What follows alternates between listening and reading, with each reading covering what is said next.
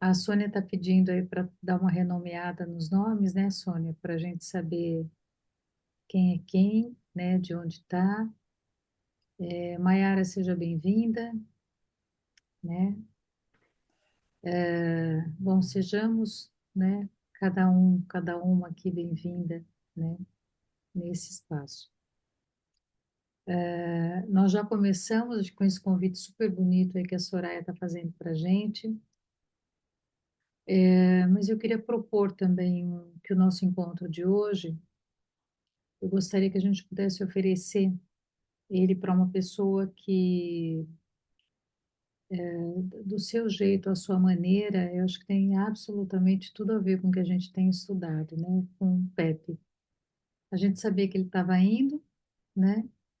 Mas quando vai, o dia que vai é sempre ruim, né? A gente sabia que, mas se puder ficar mais um pouquinho, se puder ficar mais um pouquinho, a gente puxa, ele fica, né? O Ailton tem uma fala que ele diz assim que mesmo, né, quando se destrói absolutamente tudo, mas se restar uma pessoa, ou se restar uma pessoa que carrega a memória das outras pessoas, a memória dos antepassados, ou mesmo as memórias das pessoas, né, que vão se eternizando e que nós entendemos que é importante que essas memórias nos mantêm vivos e que alimentam a vida, enquanto uma pessoa tiver essa lembrança, essa memória vai deixar essa pessoa viva, viva em todos os que vierem depois, né? Então, acho que o Pepe deixa, ele deixa muito, né? Ele deixa muito, muito, muito, muito. Mas se ele pudesse ter ficado mais um pouco, eu acho que a gente gostaria, né? Que ele tivesse ficado. É sempre, parece que sempre sai uma coisa boa, né? Daquela boca daquela pessoa, que sabe que permanece, que vai permanecer não só a partir da, como ele falava, né? As pessoas querem me ouvir muito, querem que eu fale, acham muito bonito o que eu falo, mas ninguém quer viver nem próximo daquilo que eu vivo, né? Então todo mundo acha muito legal, mas ninguém quer se aproximar, né? Acho que esse é o grande desafio, talvez, né? Mas eu não sei se a gente puder, então eu acho que seria legal se a gente pudesse, se todo mundo concordar, da gente oferecer esse encontro de hoje para o Pepe, né? Que pela eternidade dele, mais uma estrela. É, e se alguém quiser oferecer uma palavra, um pensamento, ou falar o que está sentindo, também acho que fica à vontade para a gente fazer uma roda de oferendas, que ele possa ficar bem, que a Lúcia possa ficar bem, né? Enfim, que ele siga vivo em nós, nas nossas ações. Beth, a Oi, passagem dele foi hoje ou ontem? hoje, Hoje. hoje. Ontem foi a lua de Vesak, né? Foi a lua de Buda, né? Na hora que eu vi a notícia hoje, eu não li ainda, eu só vi a notícia, mas eu não li, né, o que estava falando sobre o horário, nada disso, né? Só fiquei contemplando a imagem dele, assim, Uhum. e, e aí a primeira coisa que me veio falou, nossa, ele se iluminou, né? Assim, porque realmente ele deixou um grande legado de pensamento, de ação, de amorosidade, né? Assim, e aí me veio isso. Assim, nossa, foi bem nesse momento, né? Também de que se fala, né? Dessa lua cheia tão poderosa mesmo, né? Que é um momento onde os portais se abrem, né? E o que tem que ir vai, o que tem que ficar fica, e as coisas se reorganizam, né? Então, eu senti assim um calor assim no peito. Falei, nossa, por mais que seja muito difícil, mas também é muito belo assim, né, de pensar que realmente é que ele iluminou mesmo assim. É isso que me vem assim, que ele iluminou nesse sentido de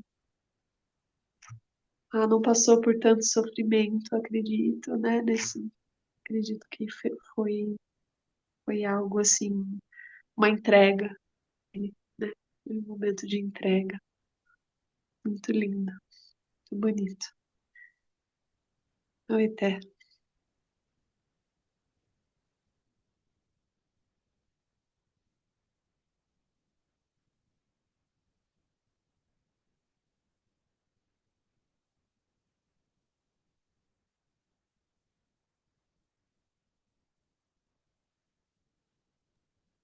Há uns 40 minutos atrás, meu filho o Raul entrou aqui, eu estava na minha sala, aqui nessa sala, dando uma lida no capítulo.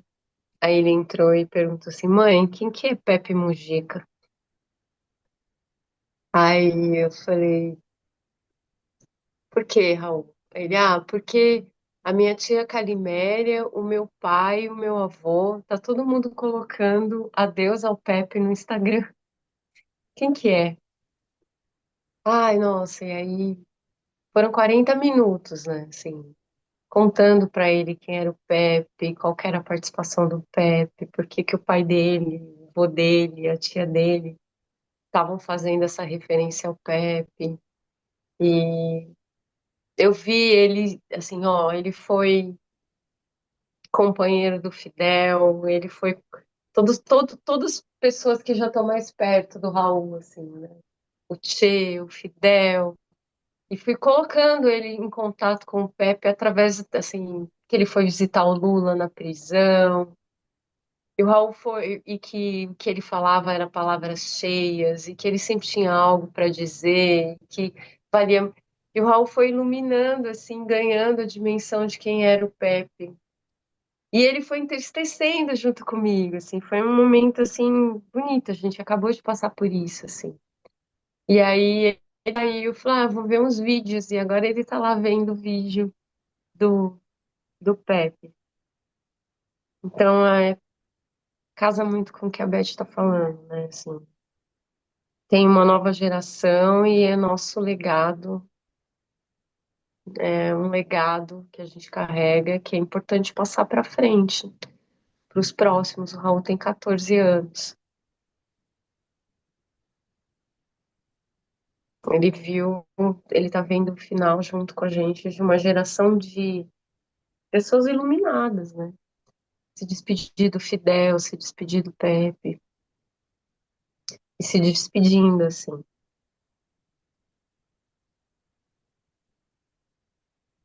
Eu quero oferecer hoje para ele, com certeza. Eu já estava aqui há 40 minutos entregando tudo que eu tinha de Pepe para o futuro.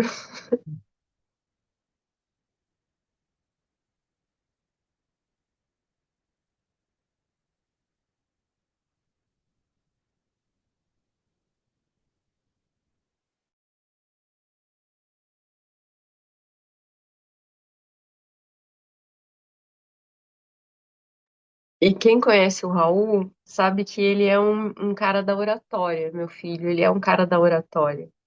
E foi aí que eu peguei, assim, foi aí que ele foi iluminando. A hora que a falar da oratória do Pepe, das palavras cheias que ele traz, né? Carregadas de vivência, de sentimento, de entrega, de alma. No livro do Hillman, Psicologia Alquímica, logo no prefácio, ele fala que no campo da alma existe uma beleza surpreendente e uma liberdade inventiva, que é uma beleza, né? Quando a gente encontra com a alma, a gente se surpreende porque é belo, tal da a estesis, assim, tem uma beleza e tem uma liberdade inventiva. Acho que o Pepe também é um testemunho da existência da alma, quando a gente vê que ele inventou uma liberdade, preso, ele agora no encontrando com o câncer, ele foi vivendo ao jeito dele, né? Livre, livre, inventando a história dele. Então, é um testemunho também da alma, a presença dele.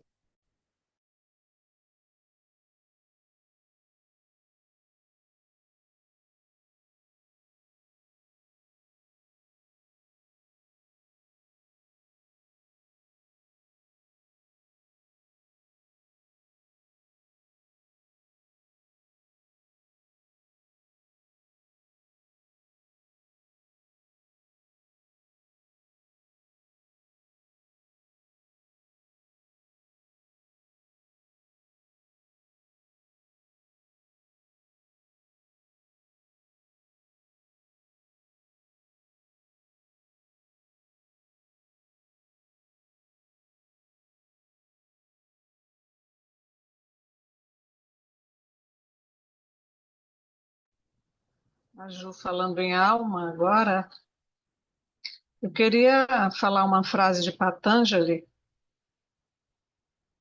Ele diz assim: a alma não ama, ela é o amor em si, ela não existe, ela é a existência em si, ela não sabe, ela é a sabedoria em si.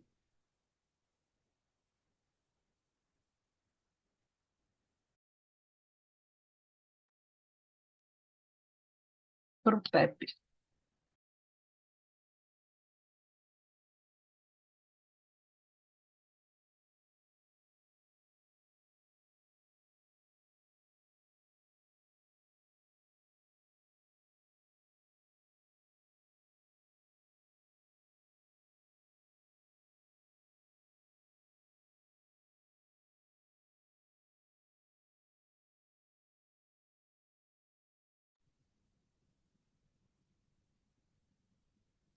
E vamos para o espírito da floresta. Já que o Pepe plantava flores, né? Passou a vida plantando flores, né? E fazendo política com flores, né? Eu acho que a gente podia ir e começar com, para cada um, acho que fazer uma rodadazinha e ver como é que cada um sentiu o capítulo, né? Acho que dá para começar com a fala do Schopenhauer. Acho que vocês deveriam sonhar a terra, pois ela tem coração e respira.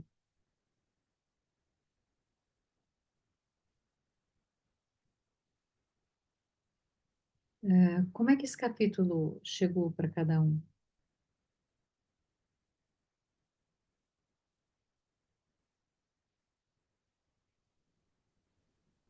Deixa eu fazer uma rodadazinha. Eu não li inteiro, mas algumas, até a parte que eu li, eu fiquei muito impressionada, me tocou muito e, ao mesmo tempo, fiquei com muitas dúvidas. Então, gostaria que alguém que entendeu melhor me conte o que eu não entendi, mas vai depender até onde a gente vai chegar, se a gente vai ler alguma coisa junto, enfim, é isso.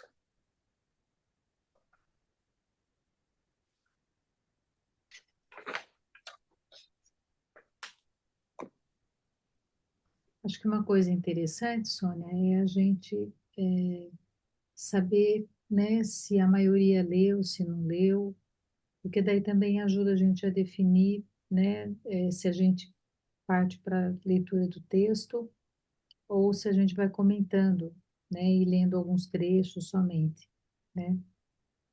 Acho que a gente pode dar uma sentida no grupo, né, o que que é melhor. Eu percebi agora que eu não li. Tá. Também capítulo 8. Oi, quem? Célia, eu também não consegui ler. Tá, Eu também não li. tá.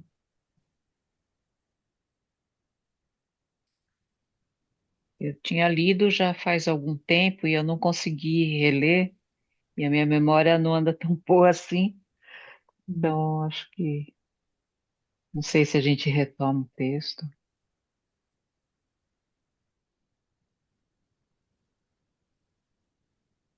Eu li 2 terços.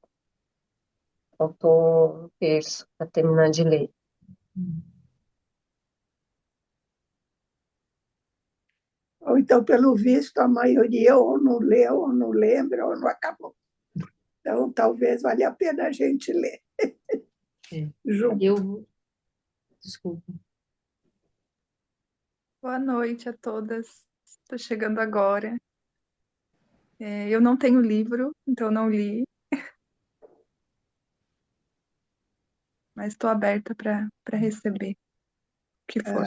Seja bem-vinda. Maiara, se você quiser, depois eu te mando um PDF e aí você pode acompanhar. É um PDF enorme, mas dá para seguir, tá bom? Agradeço. Vou anotar. Acho que seria legal, Sônia, de colocar lá no grupo, então, Se, novamente. se puder mandar, eu também não tenho livro. Não Agradeço. tenho ele aqui agora. Depois amanhã eu ponho no grupo. Eu vou pôr uma notinha aqui para não esquecer.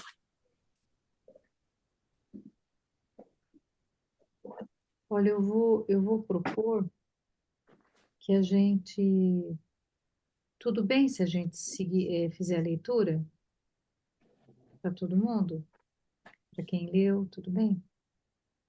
Eu vou propor que a gente, assim, dê uma pulada, talvez umas 2 páginas, que eu acho que dá a gente, só para a gente ganhar essas 2 páginas, e, e aí eu acho que dá para colocar um pouquinho o que é que ele está colocando, né?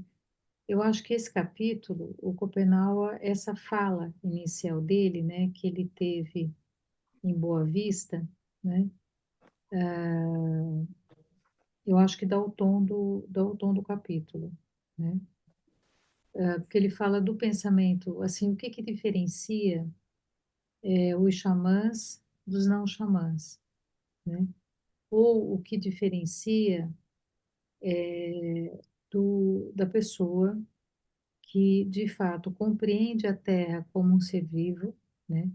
Que entende as outras formas de vida efetivamente como vida, e qual a relação que as pessoas têm com essas formas de vida. Não uma relação de utilidade, não uma relação comercial, não uma relação de mercadoria, mas uma relação muito mais horizontal. Então, eu acho que ele vai dando esse tom nesse capítulo, né? Ele vai, ele vai ensinando o pulo do gato, né?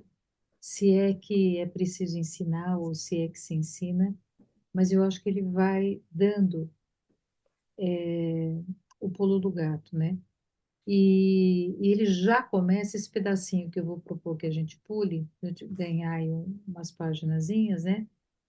Ele fala que do ponto de vista dele, a grande dificuldade das pessoas que não têm esse entendimento interno, não entendimento racional, com a terra, né?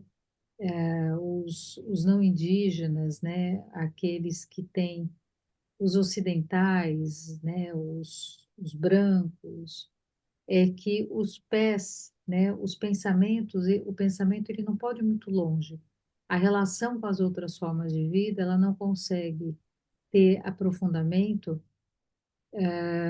porque essa categoria de ser humano, né, fica com os pés muito presos no chão e precisa ter garantias e certezas. É como se precisasse, na minha linguagem, é uma questão de, entre aspas, de fé, porque precisa confirmar, precisa checar, precisa que a ciência aprove alguma coisa. E não confia no sentimento, não confia na intuição, não confia na percepção, então precisa que seja validado por alguma coisa que está fora dela. Enquanto a condição do xamã ou a condição do indígena, o que valida é o encontro com aquilo que está dentro e não com aquilo que está fora. A validação não vem de fora, né?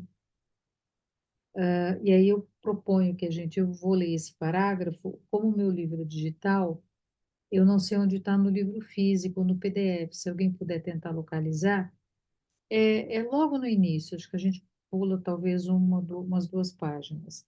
Ele fala assim: a floresta está viva e é daí que vem sua beleza. Ela parece sempre nova e úmida, não é? Se não fosse assim, suas árvores não seriam cobertas de folhas, não poderiam Era mais. um pouquinho para a gente achar. Fala a primeira frase da onde você Ela começou. é, ela é do meio de um parágrafo, ela é no meio de um parágrafo longo. Se Ah, chama A Floresta Está Viva. uma floresta. Olha, a última palavra desse parágrafo longo é capim.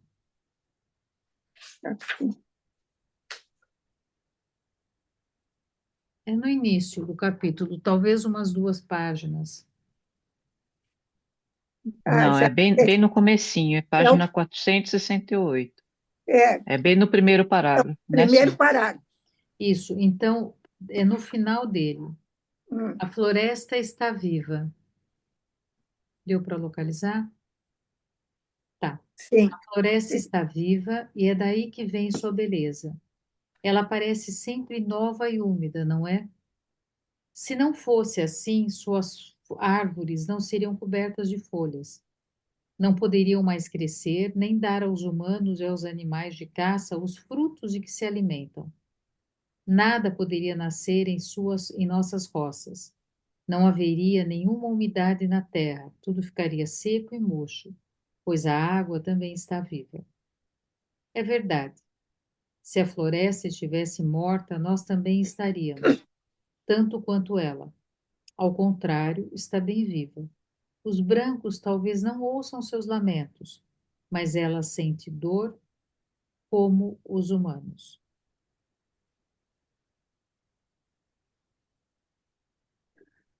E aí eu proponho que a gente continue do parágrafo seguinte, pode ser?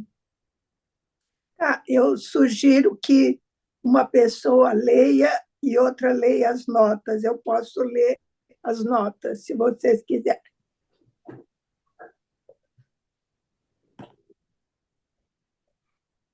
Quem se propõe a ler,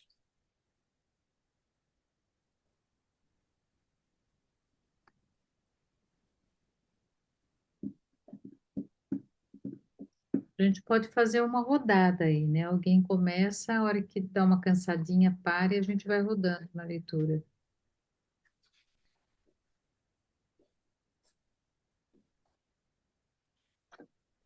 Eu posso ler. Vai, Dá Célia. para vocês ouvirem? tá? Então, Célia, quando É a tiver parte. Oi, começa, os brancos não se perguntam, né? isso, quando tiver uma notinha, você fala um, eu leio a nota, tá? E dois, assim por diante. Tá. Uhum. Os brancos não se perguntam de onde vem o valor da fertilidade da floresta. Nós os chamamos de Nihope. Sobre esse poder de aumento e da vitalidade da floresta, ver o capítulo 8.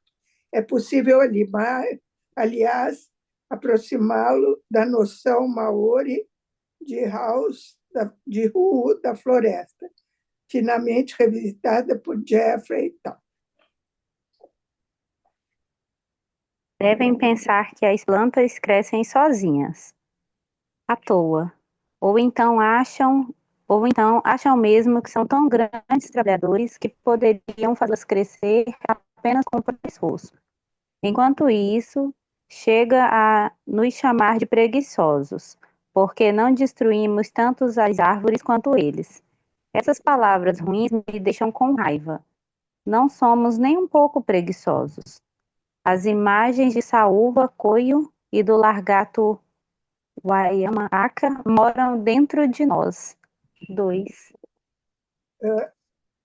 As formigas, a saúva, coio e os pequenos lagartos, Waimaacta, são frequentadores assíduos das roças. Sobre a relação entre a formiga saúva e o mito de origem da agricultura, ver M86, o capítulo 8.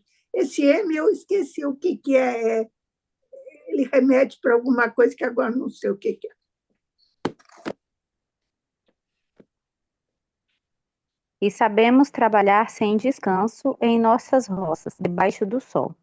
Mas não fazemos isso do mesmo modo com que os brancos. Preocupamos-nos com a floresta e pensamos que devastá-la sem medida só vai matá-la.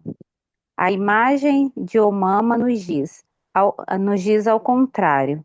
Abram as suas roças sem avançar longe demais. Com a madeira dos troncos já caídos, façam lenha para as fogueiras que aquecem e cozinham seus alimentos. Não maltratem as árvores só para comer seus frutos. Não estraguem a floresta à toa. Se for destruída, nenhuma outra virá tomar seu lugar. A riqueza irá embora para sempre e vocês não poderão mais viver sem ela. Já os grandes homens Já os grandes homens dos brancos pensam diferente. A floresta está aqui sem razão, então podemos estragá-la quanto quisermos. Ela pertence ao governo. 3. De acordo com a Constituição de 1988, os índios dispõem de usufruto exclusivo de suas terras, mas elas pertencem à União. Eu queria só fazer uma observação. Eu acho que, na verdade, aqui, quando ele fala que elas pertencem ao governo, né? Acho que talvez a gente possa dizer que elas não pertencem ao governo, né? Acho que elas pertencem, quer dizer, as terras que são das reservas, né? Das reservas florestais, das reservas indígenas extrativistas. Mas mesmo essas, eu acho que se a gente olhar um pouquinho com uma lupa, elas pertencem ao capital. Então, enquanto todas as vezes, né, que nessas terras forem encontrados ou descoberto algum tipo de riqueza mineral, né, essas terras elas são invadidas ou com autorização clara ou com autorização velada. Então, assim, acho que mais do que a terra pertencer ao Estado, né, as terras, a terra ela acaba pertencendo, né, ao capital, né? É exatamente isso que acontece. E aí, o capital, a relação que ele tem, ele é uma relação absolutamente de uso, é uma relação de mercadoria, e não uma relação de existência, né? Enfim, só porque eu acho que é importante. Contudo, foram eles que as plantaram. E se deixarmos nas mãos deles, farão apenas coisas ruins. Vão derrubar suas árvores grandes e vendê-las na cidade. Vão queimar as que sobrarem e sujarão todas as águas. A terra logo ficará nua e ardente. Seu valor de fertilidade irá deixar para sempre. Não crescerá mais nada nela, e os animais que vinham se alimentar dos frutos de suas árvores também irão embora. Foi o que aconteceu quando abriram a estrada na floresta da gente do rio Ajarane. Rio Ajarane. 4. Esse grupo Yanomami foi contatado pelos construtores da Perimetral Norte em 1973. Suas terras, desde então, em grande parte desmatadas e invadidas por fazendas de gado, ver o capítulo 13, também a Albert Letourneau, eles foram finalmente restituídas em maio de 2014. Aqui tem um link na internet para quem quiser ler isso. E de novo, quando os garimpeiros invadiram a dos habitantes das terras altas, escavando o leito dos rios, desmatando as margens e esfumaçando as árvores com seus motores. Eles expulsaram a riqueza da floresta e a fizeram ficar doente, a ponto de o ser da fome, o Rinari, ter se instalado nela. A caça morreu ou fugiu para bem longe nas serras. Em seus igarapés já não se acham mais peixes, nem camarões, nem caranguejos, nem arraias, nem poraquês, nem jacarés. 5. Sobre o impacto dos garimpeiros nas terras altas do território Yanomami no Brasil, região de Omoxi, Vermiliken e Albert. As imagens desses bichos, enfurecidas, fugiram para longe de lá, chamadas de volta pelos outros chapiri. Assim é, desde que fiquei adulto, vi muitas vezes os rastros dos brancos na floresta. Eles não se preocupam em nada que suas árvores sejam trocadas por capim e seus rios por córregos lamacentos. Com certeza devem pensar que tanto faz. Mais tarde poderão cobrir seu solo com o cimento de suas cidades. Nós nascemos na mata. Só um momentinho, Célia. Só uma coisa aqui interessante, que eu acho, ele não falou que os bichos fugiram, mas fala as imagens desses bichos é que fugiram para longe. Mais adiante no capítulo ele vai falar muito dessa coisa de imagem versus o bicho concreto. Enfim, é para a gente ficar prestando atenção nisso. Pode continuar, Célia. Nós nascemos na mata, crescemos nela e nela nos tornamos xamãs. Ao contrário dos brancos, cuidamos dela como nossos maiores antes de nós. Porque sem ela não poderíamos viver. Por isso, o espírito da fome sempre esteve longe dela. Queremos que nossos filhos e netos possam também se alimentar da floresta. Desmatamos pouco, só para abrir as nossas roças. Nelas plantamos mandioca, macaxeira, bananeiras, cará, batata doce, cana-de-açúcar, mamoeiros e pupunheiras. Depois, passado algum tempo, deixamos que cresça de novo. Então, um matagal emaranhado invade nossas antigas roças, e depois as árvores vão aos poucos crescendo de novo. Se plantarmos sempre no mesmo lugar, as plantas não dão mais, ficam quentes demais, como a terra desmatada que perdeu seu perfume de floresta. Ficam mirradas e ressecadas. Logo, nada mais brota. Por isso, nossos antigos se deslocavam na floresta, de roça em roça, quando suas plantações se enfraqueciam e a caça rareava perto de suas casas. Célia, um momentinho. Vejam que bonita essa expressão, como a terra desmatada que perdeu seu perfume de floresta. Ele fala várias vezes desse cheiro da mata, é uma coisa muito bonita. Pode continuar. Mas nós não abrimos nossas roças em qualquer lugar na floresta. Sempre escolhemos um lugar onde mora a imagem da fertilidade, Nihope, onde a terra é bela, onde o solo é seco e um pouco elevado, a salvo de inundações. Evitamos locais demasiados baixos e úmidos, invadidos por cipós ou palmeiras, onde as plantas que nos alimentam têm dificuldade de crescer. Escolhemos os locais onde vemos que há uma roça posta no solo da floresta. 6. Cadê? Peraí. Me perdi. Realmente perdi a parte. Oh, meu Deus do céu. Ai, desculpe, gente. 6. Eu vou ler, vamos. Quando uma formação vegetal na floresta indica um lugar propício à agricultura, costuma-se dizer Rutuapaya. Uma roça está posta no chão. Ver Albert. O termo Rutu ou Rutucana designa assim tanto as roças cultivadas quanto os espaços potencialmente cultiváveis na floresta. Assim, preferimos lugares onde crescem cajueiros, coroa, unari, mara, amorri, saúmas, uarimarri, arbustos, marrecomarri, árvores, não sei pronunciar essa palavra, e também de grandes folhas. Quando abrimos neles um roçado pequeno, dá muito alimento. Assim, fertilidade Nihobe continua presente no chão da floresta, como era para os nossos maiores. Só irá embora para sempre os brancos, se os brancos não pararem de mexer a terra com suas máquinas e destruir todos os humanos que moram embaixo de suas árvores. A terra profunda é vermelha e ruim. As plantas não podem se fortalecer dela.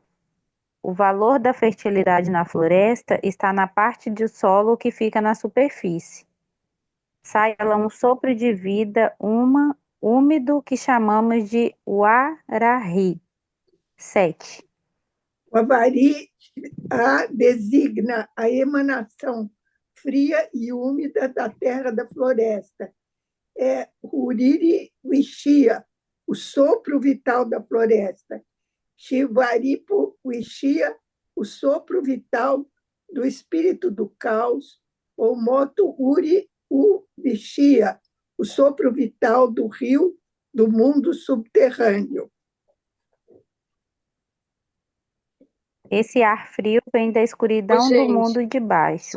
só um pouquinho. Vocês viram na semana, acho que foi essa semana, ou semana passada, que alguém colocou no grupo A Queda do Céu, nosso grupo, um documentário sobre o Brasil antes de 1500? Não é? Não vi. Nossa, gente, é muito legal. É 1 hora, mas é muito legal. E é essa frase, esse capítulo, assim, o documentário. Quando assisti o documentário e via, além do que a Beth falou da questão do antropoceno, né, que esse livro é só assim, o tempo inteiro ele está denunciando o quanto a gente é preso na nossa espécie, o quanto a gente é tacanho de imaginar que não existe vida fora de quem pensa dentro da nossa espécie, um antropoceno, né? Então, esse livro todo e esse capítulo também já chega logo falando, a primeira frase já está falando do antropoceno. Mas como eu tinha assistido o documentário, aí esse capítulo ele ficou muito assentado, assim, ó. Porque ele vai falando dos nossos antigos e no documentário tem a coisa de antes de 1500, de como era fértil, próspero, a vida dentro da floresta, com milhares de habitantes, mas junto em comunhão com a floresta. Eu acho que é legal assistir, é bem legal, vale a pena. Para esse capítulo também. E aí eu acho que assim, é só a gente reforçando, né?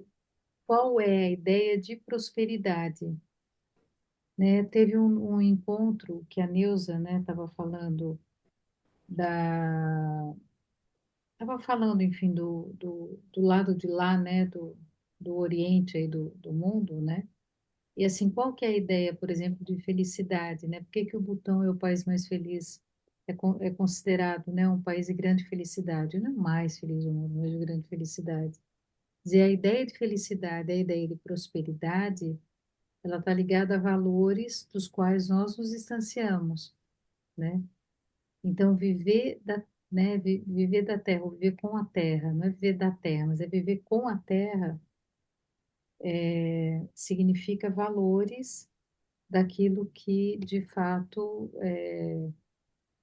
garante a vida, né?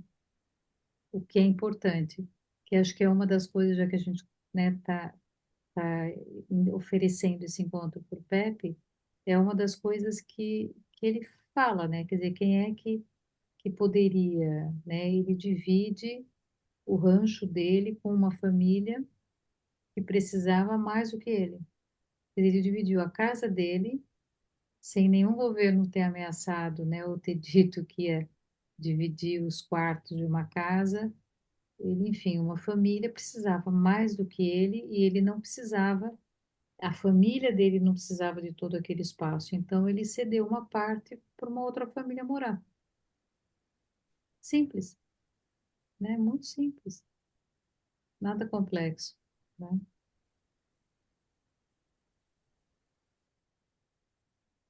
Esse frio que vem da escuridão do mundo de baixo, de seu grande rio, Motu-Uriú, e do ser caos, Chiuaripó. Seu dono é espírito da floresta, o Urinai. Frescor se espalha sobretudo durante a noite. Durante o dia, assim que o sol fica mais quente, ele retorna para o chão. Esse sopro persiste porque as costas da terra estão cobertas de folhas e protegidas pelas árvores. Dizemos que isso é a pele da floresta. Assim, quando os brancos a arrancam com seus tratores, logo só resta pedregulho e areia nas profundezas da terra, e a umidade vai embora. Esse orvalho fresco é líquido como o esperma. Ele emprenha as árvores, penetrando em suas raízes, em suas sementes. É ele que as faz crescer e florescer. Se vier a acabar, a terra perderá seu cheiro de fertilidade e ficará estéril. Não dará mais nenhum alimento. Quando ele a impregna Quando ele a impregna, ao contrário, ela fica preta e bonita. Exala um perfume de floresta. Esse líquido é também um alimento, e por isso as plantas que comemos crescem graças a ele. É a imagem do ancestral Saúva Koiori, que as coloca que coloca as roças no solo da floresta. Elas pegam fecundidade dessa umidade e as plantas que comemos são fortes. Assim é, os alimentos que plantamos só crescem bem onde dança a imagem da fertilidade, onde o espírito da saúva caió, os espíritos morcego e o espírito tatu canastra brincam. Quando a floresta é ruim, não há roça. Dizemos que é uma floresta que virou outra. 8. Sobre a agricultura e o potencial de fertilidade da floresta, o ancestral saúva, os espíritos morcego e tatu canastra, ver igualmente o capítulo 8. Acho que só aproveitar para lembrar que na nossa linguagem, né, está falando de agrofloresta, onde você, né, onde folha, restos de alimento, coisas que caem, a ideia daquele chão limpo, né, é uma ideia colonizadora, de você ter a terra limpa, e não de deixar uma compostagem natural, né, e a riqueza da diversidade das coisas. As coisas não dão numa cultura mono, num pensamento mono, né? Quer dizer, quantas vezes aqui no grupo que a gente não tem, às vezes, uma posição um pouco diferente um do outro, uma da outra, mas em nenhum momento isso nós deixamos, ninguém deixou de participar porque a gente possa pensar uma coisa diferente. Mas esses pensamentos diferentes, eles têm feito com que a gente venha agregando, pelo menos eu posso falar por mim, das coisas que eu tenho ouvido, que eu tenho aprendido com todo mundo, e às vezes parte de um referencial diferente do meu, né? Eu tenho uma leitura X ou Y diferente, né? Acho que e a dificuldade que é a gente conviver com a diferença quando a gente empurra o barco para o mesmo lado, né? Você ia falar, Sônia? Te cortei. Não, eu achei essa parte linda, eu até marquei, quando ele assim compara esse orvalho a um líquido como o esperma, emprenha as árvores, ele que as faz crescer. Quando ele a impregna, ela fica preta e bonita, exala um perfume de floresta. É também um alimento, é a imagem do ancestral, eles pegam a fecundidade dessa umidade e as plantas que comemos crescem forte. Eu achei toda essa parte muito bonita. E que pode ser um convite, né? A gente a observar um pouco aquilo que está ao nosso redor. Mesmo às vezes quem, sei lá, tem no apartamento, não tem a terra, né, em si, mas a gente passa por praça, a gente passa por lugares, a gente tem a oportunidade de ver, de sentir, de quando está chovendo, sair um pouco numa janela, numa varanda, né, ou descer, não ter medo da chuva, né, de uns respingos dela, para poder sentir o cheiro. E a gente, acho que fazer esse exercício, que é uma das coisas que o Copenau chama, acho que o tempo todo no livro, né? Essa, assim, vamos recobrar essa sensibilidade de, né, de olhar e de perceber como é que é, ou quando a gente vai, sei lá, pegar um peixe, né? Da gente poder sentir o peixe, de olhar, né, para o olho do peixe, para a escama do peixe, e da gente entrar em contato, da gente não simplesmente catar a coisa engarrafada, a coisa plastificada, né, ou mesmo que pegue um produto que seja processado, mas de eu conseguir olhar para aquele produto e enxergar aquele produto além do processamento. Eu acho que podem ser ações interessantes, assim, aparentemente simples, né? Essa poesia que, que ele retrata, como é que a gente sente isso, né? Nas nossas relações mínimas, né?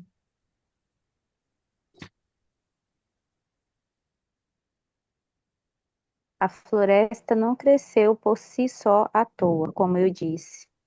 É seu valor de fertilidade inerrope que a torna viva e lhe propicia sua abundância. Os nossos grandes xamãs me falaram a respeito disso muitas vezes, e desde que meus olhos sabem morrer, sabem o poder da Yokohama. Eu também posso ver a imagem de que chamamos de Nihope. Ela é o verdadeiro dono da floresta e sabe ser generosa. No entanto, se resolver ir embora, nada mais crescerá. O solo ficará quente demais e a floresta logo passará a ter o valor de fome. A pele da floresta é bela e cheirosa, mas se suas árvores forem queimadas, ela resseca. Então a terra se desfaz aos pedaços e as minhocas desaparecem. Os brancos sabem disso? Os espíritos das grandes minhocas são as donas do chão da floresta. Se forem destruídos, ele fica árido. Por baixo dele aparece então uma terra vermelha, da qual só podem sair brotos de plantas ruins e capim ralo. Nós não os arrancamos a pele da terra, cultivamos apenas sua superfície, pois é nela que está a sua riqueza. Seguimos nisso as palavras dos nossos ancestrais. As folhas e as flores das árvores caem e se amontoam no solo sem parar, e é isso que dá à floresta o seu cheiro e seu valor de fertilidade. Mas o perfume desaparece assim que a terra ressecada volta a esconder os igarapés e suas profundezas. Assim é, quando as grandes árvores da floresta, como as sumaúmas, o arimarri e as castanheiras auari são cortadas e a terra ao seu redor fica dura e ardente. São elas que atraem água da chuva e aguardam no chão. 9. Aqui se nota um paralelo interessante com uma teoria recente que ressalta a importância climática do bombeamento da umidade atmosférica pela floresta tropical. Pierce, 2009.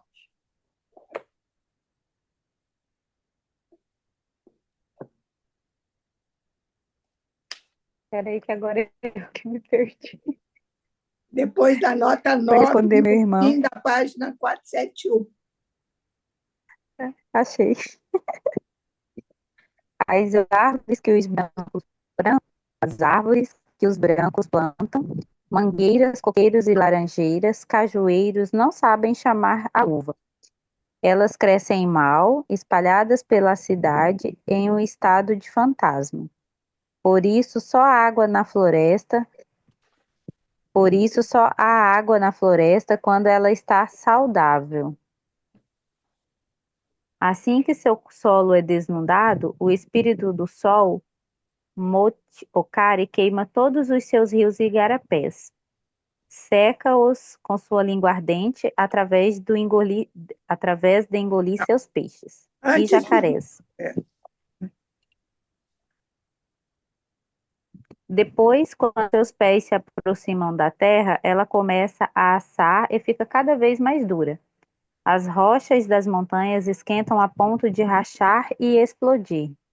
Nenhum broto de árvore pode mais surgir do chão, pois não há mais umidade para manter frescas as sementes e as raízes. As águas retornam para o mundo subterrâneo, e a terra ressecada se desfaz em poeira. O ser do vento, que nos segue na floresta para nos refrescar como um abano, também vai embora. Suas filhas e sobrinhas já não podem ser vistas brincando na copa das árvores. Um calor sufocante se instala por toda parte.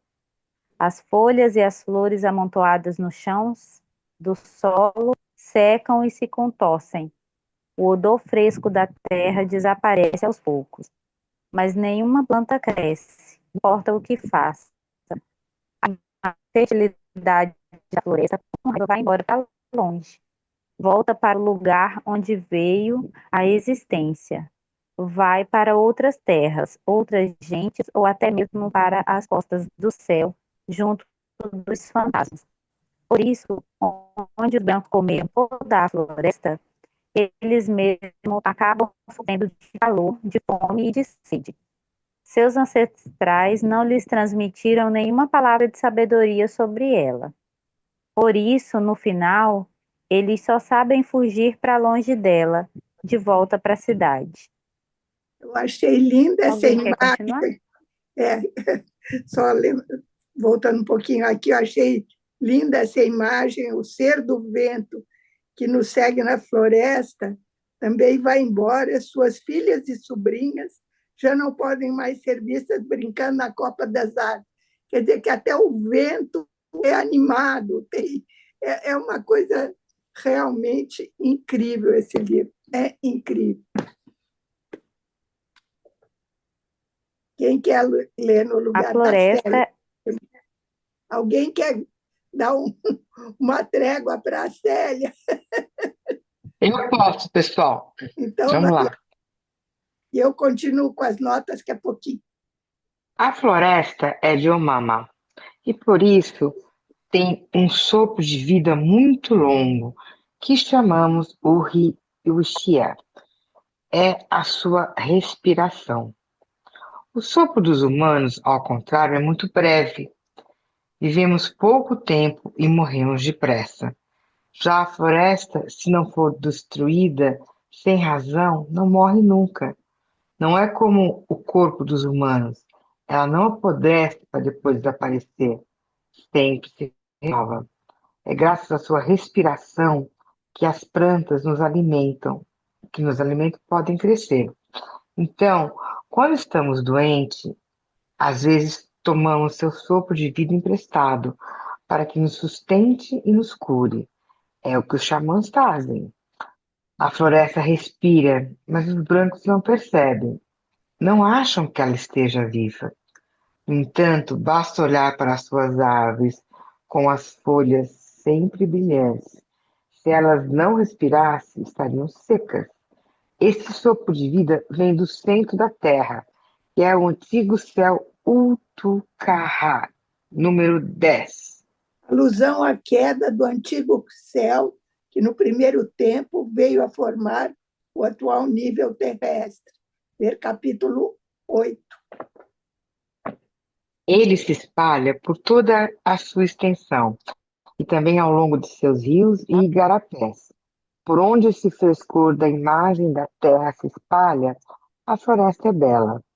As chuvas são abundantes e o vento é forte. 11.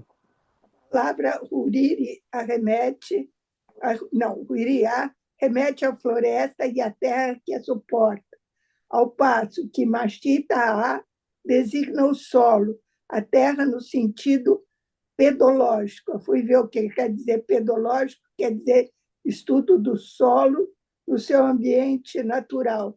Isso é uma parte da geografia física. Os chapiris também vivem nela, pois foram criados juntos. Os brancos que desmatam a floresta, por acaso, acham que sua beleza não tem motivo? Mas não é verdade. Eles só a devastam sem uma preocupação, porque não podem vê-la com seus olhos de Samã. Eles, eles permanece, ela permaneceu bela até hoje, porque nossos ancestrais, desde sempre, conheceram as palavras que estou dando aqui. Nos lugares que os brancos ocuparam, ao contrário, só restam descampados e uma terra sem sopro de vida. Mas isso não vai acontecer com a nossa floresta enquanto vivemos nela. No primeiro tempo, não havia caça nenhuma na floresta. Existiam apenas os ancestrais com nomes de animais, os Yarori. Mas a floresta demorou a entrar em caos e todos eles viraram outros. Adornaram-se com pinturas de urucum e foram pouco a pouco se transformando em caça. 12. Sobre a aquisição dos adereços animais pelos ancestrais Yarori, ver M130. As pinturas corporais humanas são consideradas rastro ou vestígio dos ancestrais animais. Yarori-P. Ono. A criação dos animais atuais também é, às vezes, atribuída ao Mama, quando reordenou o mundo após a transformação dos ancestrais animais e a queda do céu. Desde então, nós, que viemos à existência depois deles, os comemos. No entanto, no primeiro tempo, todos fazíamos parte da mesma gente. As antas, os quixadas e as araras que caçam na floresta também eram humanos. E é por isso que hoje continuamos a ser os mesmos que aqueles que chamamos de caça. Yarropi, 13. Essa relação de similaridade é expressa pela expressão Ai Yama Ki Retu, literalmente, somos outros semelhantes. Os coatás, que chamamos pachos, são gente como nós. São humanos coatás. Yanomami tepe, pacho. Mas nós os flechamos e moqueamos para servir de comida em nossas festas reahu. Apesar disso, aos olhos deles, continuamos sendo dos deles. Embora estejamos humanos, eles nos chamam pelo mesmo nome que dão a si mesmos. Por isso acho que o nosso interior é igual ao da caça. Mesmo se atribuímos a nós mesmos o nome de humanos, fingindo sê-lo. Já os animais nos consideram seus semelhantes, que moram em casas, ao passo que eles veem gente da floresta. Por isso diz que nós somos humanos, moradores de casa. 14. Essa parte também eu achei sensacional, que os animais e nós somos a mesma coisa, que os animais nos consideram iguais. Não é? Então, o 14 diz: Yanomami, Yanomatepe, Yaro, Yaritepe. São assim opostos. Yariteri, Yarupe, animais habitantes de casa, que seriam os humanos, e Huriri, Teri, Yaripe, animais habitantes da floresta. Animais. É fantástico. É tudo a mesma família. Tudo gente. Eles são realmente espertos. É por isso que são capazes de nos entender e se escondem quando nos aproximamos. Eles nos acham assustadores e pensam: esses humanos são dos nossos. E apesar disso, têm tanta fome de nossa carne e parecem seres maléficos. No entanto, são gente como nós. Os tatus, os jabutis, os veados, são outros humanos, mas mesmo assim nós os devoramos. É verdade, nós que não viramos caça, comemos os outros, nossos irmãos animais, antas, queixadas e todos os outros. No primeiro tempo, nossos antepassados viviam com fome de carne e se devoravam entre si. Por isso, tornando-se outros, metamorfosearam-se em caça, para que pudermos comê-los. 15. Isso aqui foi que eu pus um baita ponto de interrogação. Vejam se vocês me ajudam a entender isso. O canibalismo, entre aspas, selvagem dos ancestrais humanos / animais do primeiro tempo foi substituído no mundo instituído pelo demiurgo Mama em relação aos animais pela caça, entre parênteses, com a proibição das próprias presas, e pela culinária, com eliminação do sangue, e do lado humano, pelo exocanibalismo guerreiro, entre parênteses, consumo do sangue e corpo dos inimigos, e o endocanibalismo funerário, entre parênteses, consumo / enterro das cinzas dos ossos dos afins potenciais. Ver Albert, 1985. Eu não entendi nadinha disso aí. Se alguém tiver alguma dica, agradeço.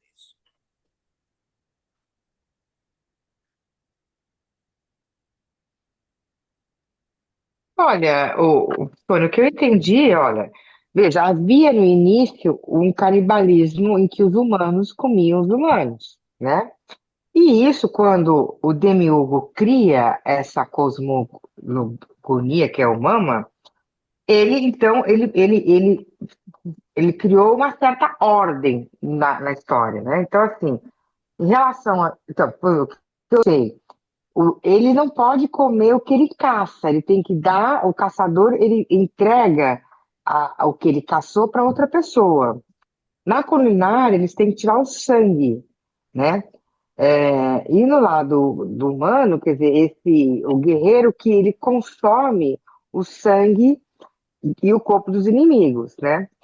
E o funerário, quando as cinzas dos ossos voltam à terra. Eu acho que ele está falando dessa ordem que o Obama colocou. Foi o que eu entendi. E vocês, meninas? Então, eu ia colocar, eu acho que tem, primeiro a ideia, né, assim, de canibalismo não é comer o outro, não era comer o outro humano ou comer o outro humano, né?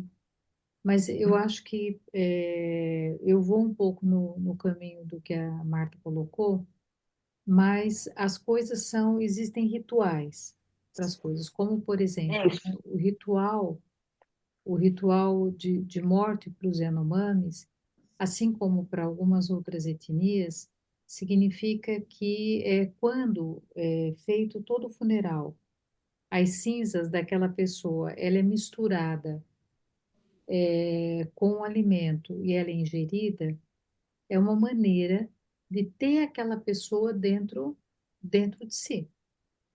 Quando você tem, por exemplo, no ritual Tenharim de Guerra e Renascimento, ritual Boataua, quando você tem nesse ritual a a anta, que é uma caça especial para o ritual, quando ela é feita, a cabeça da anta, ela ela não só é usada na dança da festa de Boa-Taua, como ela também, o conteúdo dela também é comido. Então, quando você come um animal difícil de caça, você está comendo características daquele animal. A ideia de canibalismo é uma ideia muito mais nossa, porque você não come por comer. E mesmo os animais, você mata os animais que você precisa para se alimentar, porque você não tem comida, você não mata para guardar. Ou você não mata por prazer, né? Esses dias a gente comentou rapidamente em algum grupo sobre o Enterre Meu Coração na Curva do Rio, né? Esse livro. E tem um trecho muito, muito interessante do livro, eu li há muito tempo, não sei se eu vou me lembrar corretamente, mas que ele fala assim, olha, por que que não tem mais animais na Terra, né? Quando a Terra é criada reserva, lá para o povo da cota, e que onde tiver, então, animal, aquela terra pode ser usada. Mas porque os brancos entravam e matavam por esporte, e não para uso como alimento. Então, à medida que os animais foram diminuindo, né, o governo podia ir retirando aquela terra. Mas é uma das coisas que aconteceu em território da cota. A relação com aquele animal, em algumas etnias, se você come um peixe, se você come uma ave, você está se relacionando com aquela capacidade, com aquele poder que aquele animal tem, com aquela que aquela ave tem, seja do voo, seja do rio, você. Então, é muito diferente de você simplesmente, não é um canibalismo de que uma pessoa come outra pessoa, né? Não é achar que comunista vai comer criancinha, né? Então, eu acho que talvez a gente pensar um pouco por aí, Eu acho que junto com isso que a Marta colocou, a gente consegue compreender, né, que a ideia, até mesmo, por exemplo, a festa de Boa Taua, que é a festa de guerra e canibalismo do povo tenharins, é a festa de morte e renascimento do povo tenharim. Então, aquilo que é entendido, né, como não é que vai se comer, mas onde às vezes a gente, nesse alimento, nós trabalhamos as nossas diferenças, os conflitos, nós temos uma coisa meio antropofágica, onde a gente se alimenta, seja de conflitos, para isso ser transformado e ter ali reinaugurado uma outra relação, né? Eu acho que a ideia de canibalismo que a gente tem, ela, não sei se isso vai fazer sentido, mas ela é muito arcaica, né? E acho que está ligada a essa imagem, né, de animal, né, de que não é humano. Não sei se melhorou ou se piorou. Obrigada, melhorou. Foi assim. Os animais, quando nos vêm caçando na floresta, também nos chamam de coapé. Nos dão esse nome porque muitas vezes comemos nossas próprias presas. Embora seja muito ruim fazer isso. 16. O desrespeito ao ideal de troca das presas que se impõe aos bons caçadores é denotado por duas expressões: kamase vumu, comer seus próprios restos, e trazer de volta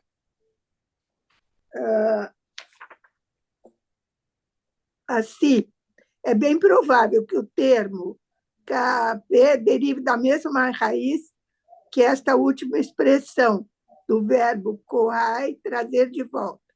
Com efeito, Davi Copenaua acrescenta a respeito desse termo: não sei como dizer isso na língua dos brancos. Coaoapá vem do que um caçador que mata uma caça não pode ele mesmo comê-la. Isso é bem interessante aqui, essa distinção que ele faz, vai aparecer isso mais adiante. Isso já apareceu no texto, gente. Se não, a gente for pensar, é que eu não lembro onde está, mas isso já, em algum momento aqui, já foi falado. Que eles não podem. O caçador, ele tem que trocar com outro caçador. Exatamente. Parece que foi uma das regras que o Obama colocou, né? Quando tentamos nos aproximar deles, eles nos avistam de longe e pensam: os coapês estão chegando para nos flechar. Que gente nojenta. Eles devoram as presas que eles mesmos acabaram de matar. Têm a boca suja. Depois fogem antes de podermos vê-los. É verdade. De tanto comerem as próprias sobras, os maus caçadores andam pela floresta cochilando. Apesar de terem os olhos abertos, não enxergam nada. Tampouco escutam as vozes da caça. Sentem tonturas o tempo todo e perdem a vontade de andar na mata e até fabricar festas. O cheiro insosso e enjoativo emana da sua pele. 17.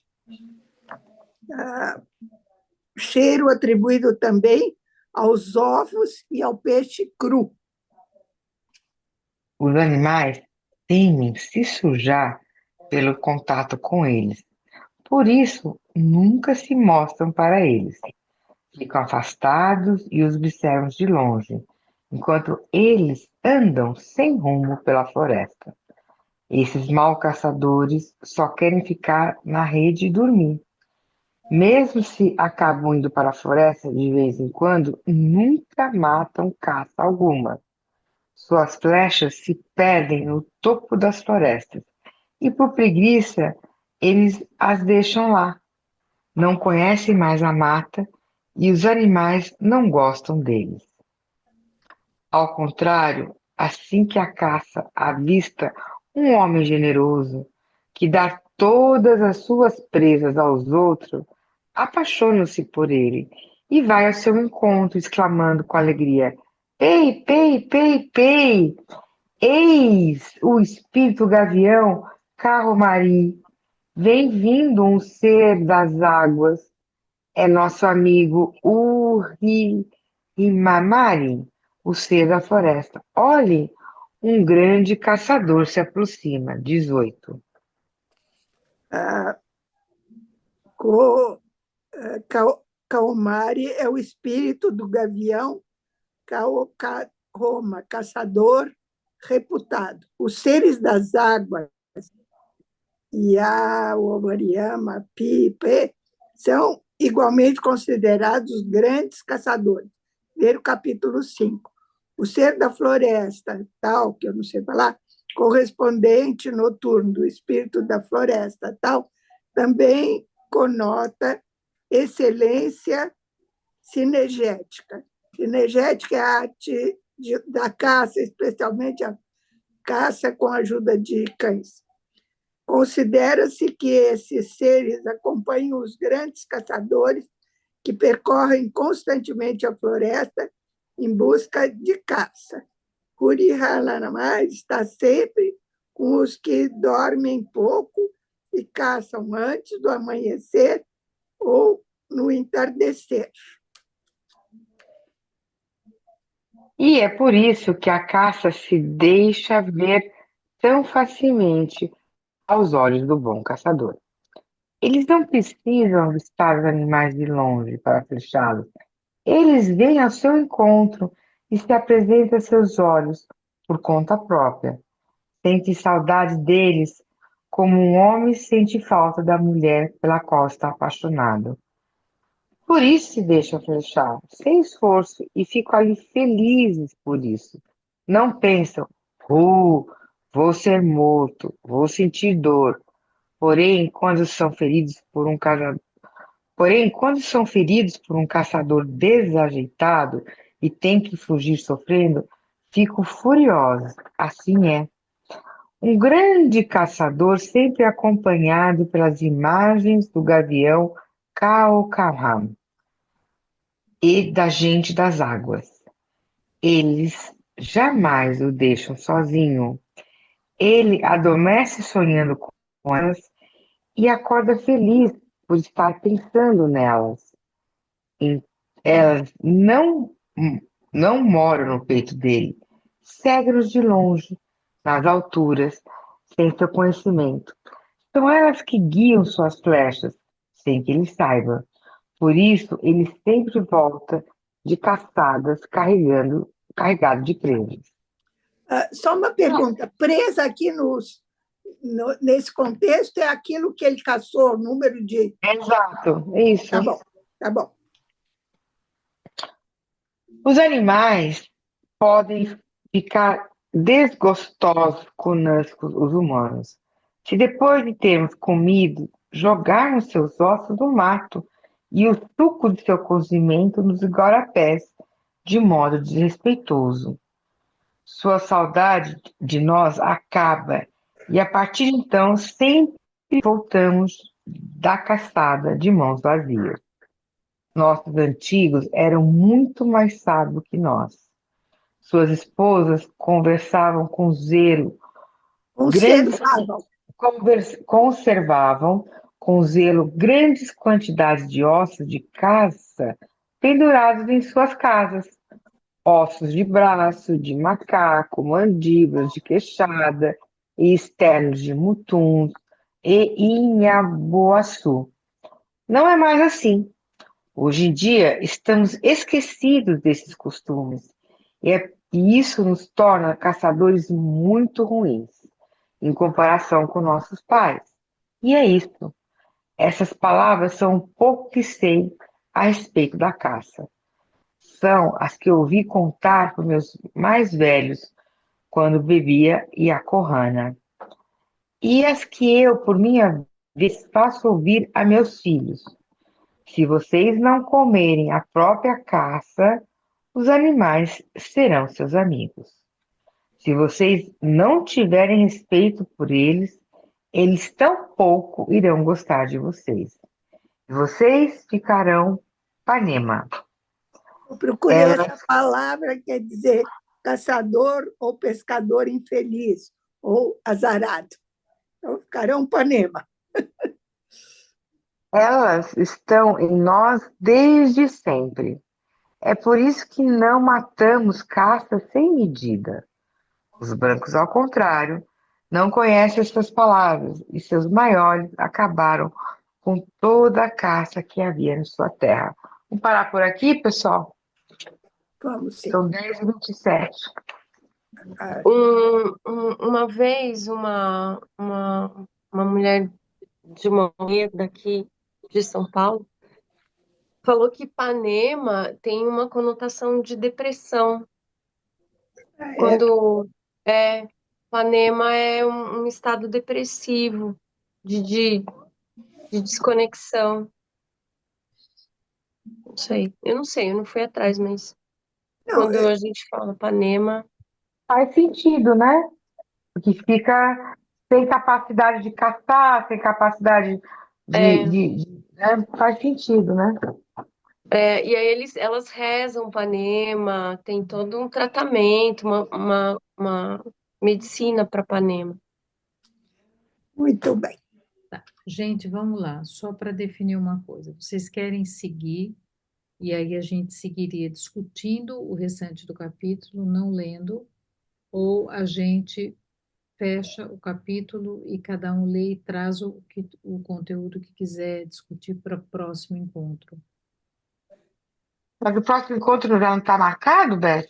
Ou Ele não? tá, mas a gente tem, nos A últimos deixar dias, preparado se der alguma pepino. Entendi.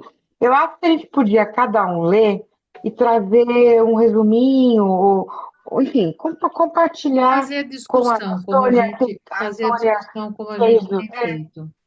Isso. Tá, então vamos lá. Quem gostaria que a gente trabalhasse o restante desse capítulo dessa forma no próximo encontro, ou que a gente passe ele adiante e siga com o cronograma?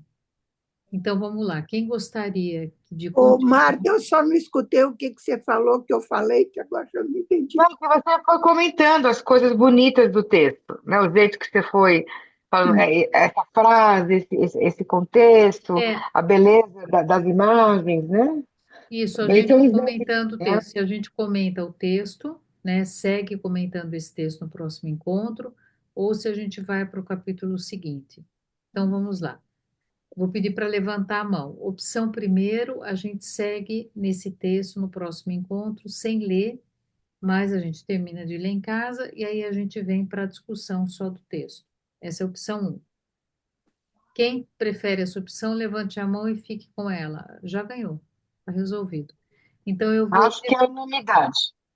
eu vou reorganizar o cronograma, só que daí a gente vai fazer o seguinte: o próximo encontro, eu vou colocar lá, mas só para todo mundo ter claro. No dia 27, agora em maio, a gente segue nesse capítulo. No dia 10 de junho, aí a gente não pode mexer, que a gente tem a presença do professor Zimpel, tá? Depois vou passar um material um pouco, né, sobre a arqueologia na Amazônia, talvez seja um encontro muito legal, bem, bem bacana, e aí a gente se organiza, tá bom? Então, só para ver se eu entendi, cada um lê esse capítulo até o fim, anota o que achar interessante, e na próxima reunião a gente vai discutir o que cada um achou de legal nesse capítulo 23, certo? Isso, e se Tá quiser bom, ler algum trechinho, tudo bem, mas a gente não segue na leitura. certo. E aí, então, o capítulo Palavra de Omama vai para outra hora. Vai, aí essa sequência eu vou recolocar lá agora, atualizado, Sônia. Tá bom, Tá ok. bom? Gente, muito obrigada pela noite. Bom Obrigada a descanso para todo vocês. mundo. Eu vi a Ana aí com o lencinho e tal. Tá gripada, Ana?